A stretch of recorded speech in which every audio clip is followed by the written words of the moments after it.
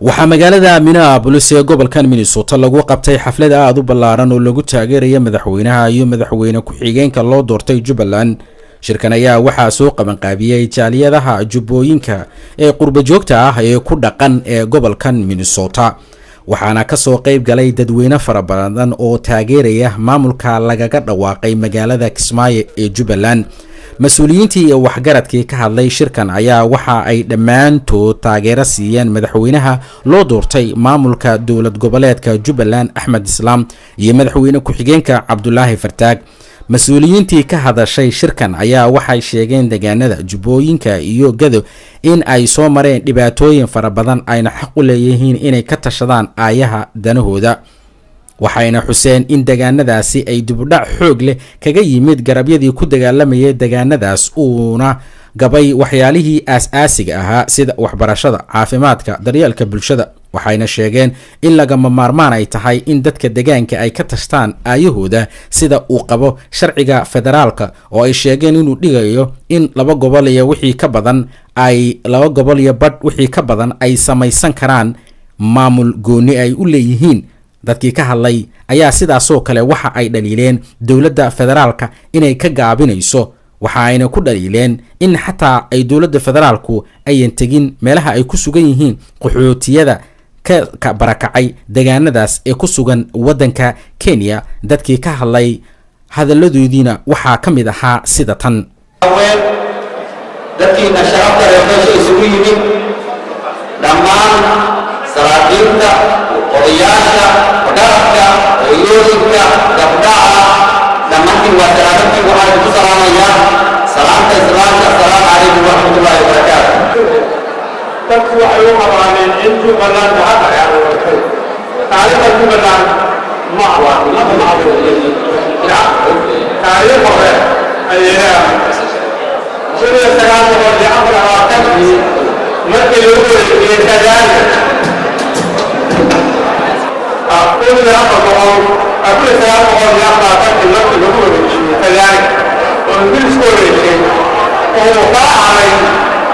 waxaa lagu magacaabay qowmka Jubba, macnaheedu waxaa weeye Jubbaland.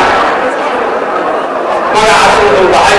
1925 shir anigu aan ka qayb galay oo Kismaayo aan ku qabanay 1993 aeroboortka Kismaayo ayaa magaca kamida dib loo soo dhoolay. Soomaaliya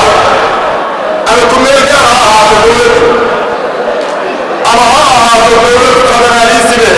oo middan hadda joogtee, waxaa soo maray 6 madaxweyne oo gobolka ku noqday. weli jeer Jubbaland inuu way kula jiro hadda Jubbaland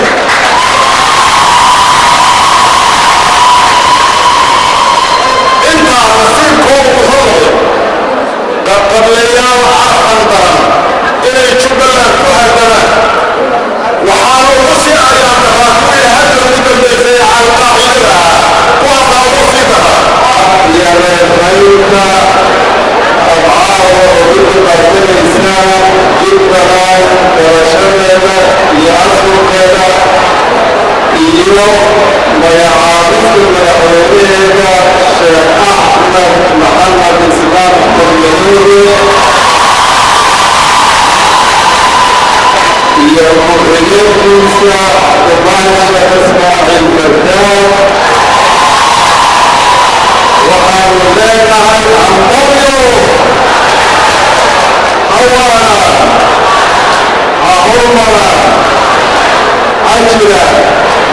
fartiin u faraya ama message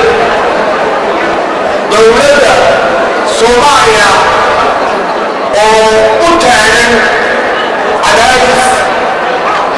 iyo diidmo ay hor taagan tahay maamulka Jubbaland.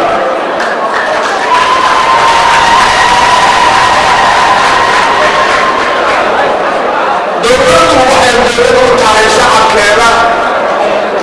waxay shaqaalo u tahay shacabkeeda. ma aha dowladdu dadka hadday 23 sano ay ku jireen dagaal sokeeye iyo dhibaato ay ku jireen, haddii garteen inay midoobaan maamul samaystaan nabadgelyo helaan waxbarasho iyo caafimaad helaan khayraadkooda soo saartaan ninka hortaaga ka dowlad ahaan awood ugu sheeganayo waxaan leeyahay adiguna ma dhismi doontin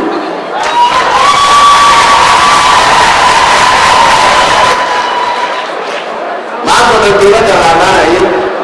maanta dowladda wax laba rabaa dowladdu ma doonayso intu badan doonto sida arday hadday jirto ma ogoli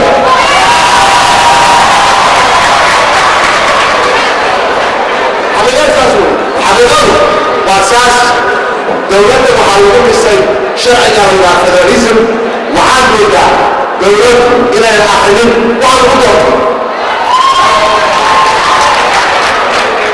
sharciga lagu doortay xasan sheekh maxamuud wuxuu qeexaya ama caddaynaya in laba goor iyo wixii ka badan inay maamul noqon karaan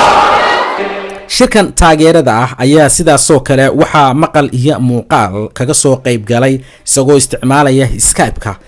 madaxweynaha loo doortay maamulka Jubbaland Axmed Islaam waxa uuna u sheegay dadkii inuu aad ugu faraxsan yahay taageerada ay dadka dib qurba joogta ah ay siiyeen maamulka Jubbaland madaxweynaha ayaa waxa uu ka hadlay shirkii lagu soo doortay waxa uu sheegay in dhaqaale fara badan uu ku baxay in la isku keeno intaas oo erga ah madaxweynaha ayaa waxa uu ballan qaaday in uu soo celin doono xaaladda nabadgelyada iyo cadaaladda deegaankaas ayna heli doonaan waxyaalihii ay xaqa u lahaayeen ee aas-aasiga ahaa madaxweynaha ayaa sidaasoo kale waxa uu ka hadlay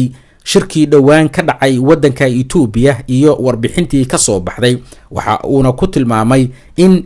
ayan ahayn in maamulka jubbooyinka la baabi'in doono balse ay tahay halka aad naga daawanaysaan